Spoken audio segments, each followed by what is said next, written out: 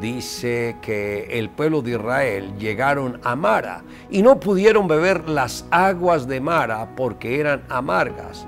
Por eso le pusieron el nombre de Mara. Entonces el pueblo murmuró contra Moisés y dijo: ¿qué hemos de beber?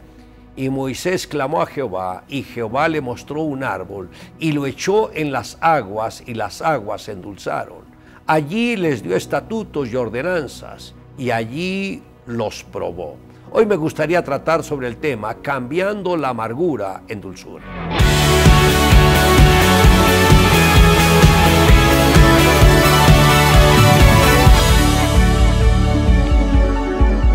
¿Qué cambio tan brusco el de la congregación de Israel?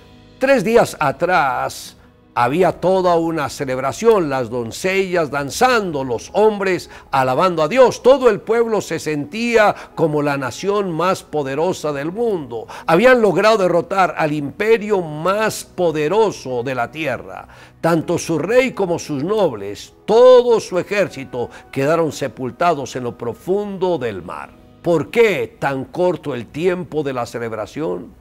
Habían visto con sus propios ojos el juicio de Dios sobre toda la nación de Egipto, donde ésta quedó arruinada. Habían visto el exterminio de todos los primogénitos de los egipcios, desde el hijo de Faraón hasta el hijo de la sierva que trabaja en el molino. Vieron cómo las aguas del Mar Rojo se dividieron en dos, haciendo calle de honor para que ellos pasaran en lo seco. Pero después de 3 días donde el pueblo desfallecía de sed, pensaron que Dios los había desamparado. Y asfixiados por las circunstancias, prefirieron dar rienda suelta a su lengua y levantaron sus voces en murmuración contra Dios. Solo hubo un hombre en toda la nación que hizo lo correcto: Moisés, quien levantó su voz y oró a Dios, y el Señor le reveló cuál sería la solución. Y Jehová le mostró un árbol y lo echó en las aguas, y las aguas se endulzaron. Esto está en Éxodo capítulo 15, verso 25. ¿Qué fue lo que hizo toda la diferencia? La oración de un hombre con un corazón dispuesto y sencillo. Y la respuesta divina es que Dios le revela un árbol, y lo único que hizo fue arrancar el árbol y arrojarlo a las aguas, y éstas se endulzaron.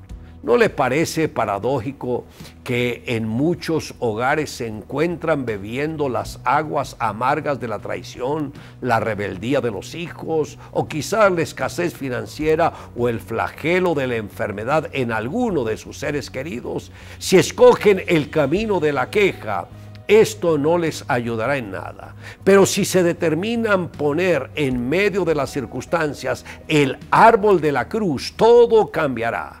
Y al hablar de la cruz me refiero a aquel que ofrendó su vida por nosotros, que con su corazón amoroso aceptó llevar sobre su cuerpo todas nuestras enfermedades y sufrir todos nuestros dolores. También aceptó hacerse maldición para que nosotros pudiésemos alcanzar la bendición. El mismo que siendo rico se hizo pobre para con su pobreza enriquecer a muchos. Él dijo: venid a mí todos los que estáis trabajados y cargados, y yo os haré descansar. Llevad mi yugo sobre vosotros y aprended de mí, que soy manso y humilde de corazón, y hallaréis descanso para vuestras almas, porque mi yugo es fácil y ligera mi carga. Esto está en Mateo capítulo 11, versos 28 al 30.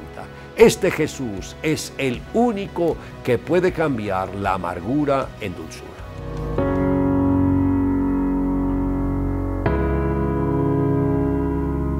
En una pequeña escuelita rural había una vieja estufa de carbón muy anticuada. Un pequeño niño era el responsable de llegar al colegio temprano todos los días para encender el fuego y calentar el aula antes de que llegara su maestra y sus compañeros. Una mañana, cuando todos llegaron, encontraron la escuela envuelta en llamas. Sacaron al niño inconsciente, más muerto que vivo, del edificio. Tenía quemaduras graves en la mitad inferior de su cuerpo y lo llevaron de emergencia al hospital del condado. En su cama, Glenn Cunningham con quemaduras graves, semi-inconsciente, escuchaba al médico que hablaba con su madre. El galeno le decía que seguramente su hijo moriría y que era lo mejor que podía pasar. En realidad, el fuego había destruido la parte inferior de su cuerpo, pero el valiente niño no quería morir. De alguna manera, para sorpresa del médico, sobrevivió. Una vez superado el peligro de muerte, volvió a oír a su madre hablando con el doctor en susurros.